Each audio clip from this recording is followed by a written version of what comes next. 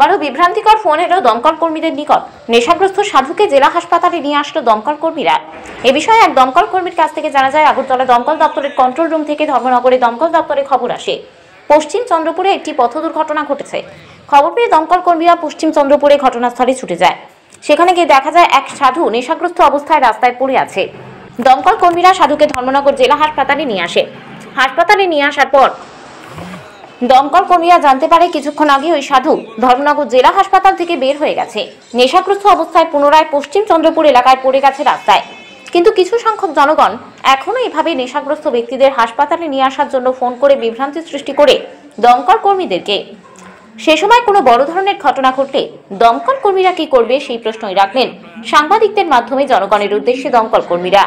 বিষয়টা আমাদের Agartala control room থেকে ফোন করে আমাদেরকে জানিয়েছে যে পশ্চিম চন্দ্রপুর রাস্তার মধ্যে একটা অ্যাক্সিডেন্ট হয়েছে।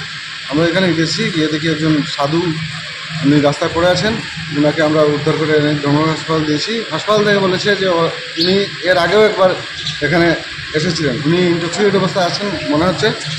আর এরকম ছোটো ছোটো কলের জন্য অ্যাকচুয়ালি রাস্তায় পড়ে আছে।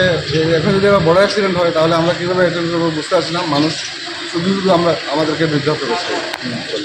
ভানুচন্দ্রের রিপোর্ট, ত্রিপুরা পাইওনিয়ার।